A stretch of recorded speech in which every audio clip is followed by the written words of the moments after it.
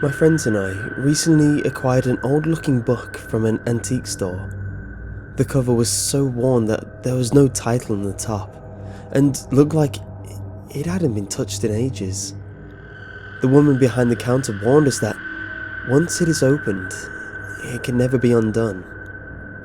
We laughed, thinking it was some joke to get us a bit scared or something, but there was something in her eyes. True fear. We went to Heather's house and proceeded to look inside the book. When we opened it, there was a slight chill in the room, and a few of the candles we had lit went out. We laughed nervously and tried to shrug it off as a coincidence. The first page had a little symbol written in red ink. The next page had something written in Latin. None of us were able to read what it said, but Heather tried to read it. Numquam dormit. After she said it, everything had a heavy feel to it, like someone was now watching us. We hesitated, then finally, after a moment of silence, turned to the next page. There was nothing on the page but a name in the corner. Scrawled in small print was the name Kayla. We freaked out a little because that was Heather's best friend. Maybe it's just a coincidence. There's a lot of people named Kayla. It's probably just scary because we're tired. Let's just go to bed, said Kayla. We all got comfortable, lay down, but for some reason, couldn't fall asleep. It still felt like someone was watching us in the shadows. At about 2 a.m, I finally drifted off. The others had fallen asleep before me. I had very disturbing nightmares. I was in a dark room.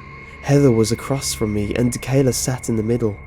Suddenly, a grotesque female-looking monster.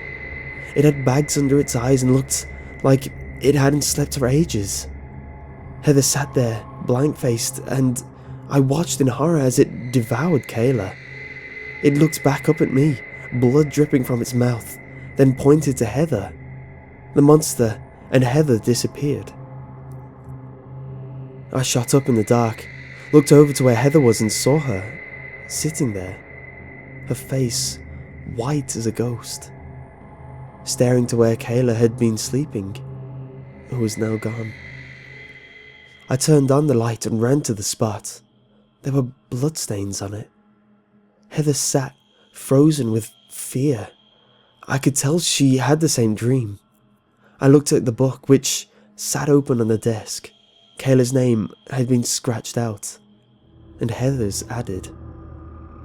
Heather had to be admitted to a mental ward after that. Her mother sent her in after she walked into her room. She hadn't slept in days and wrote, "It never sleeps," all over the walls. Her mother assumed it had to do with her daughter not sleeping and told doctors to simply fix her. The doctors tried everything from electroshock to sedatives. She fought them, believing that she was next. But they didn't believe her. They thought it was just another episode.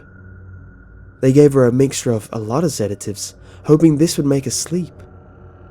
Little did they know, they made it worse. Once again, I was in the dark room, but Heather stood in the center. She looked sullen, like she had lost a lot of weight. I watched her disappear into the floor, glad that I didn't have to watch her being torn apart or anything. I jolted up and saw the book on my nightstand, which didn't make sense because I threw it out the other day.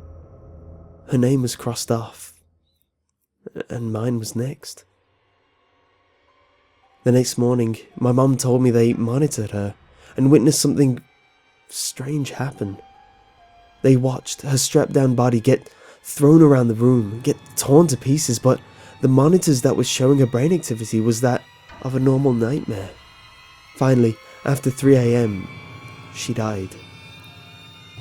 They said her death had been a painful one, even though she was asleep.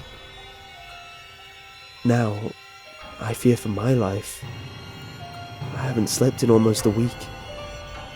I feel it. It's staring at me, bearing a hole in my soul, waiting until I sleep to get me.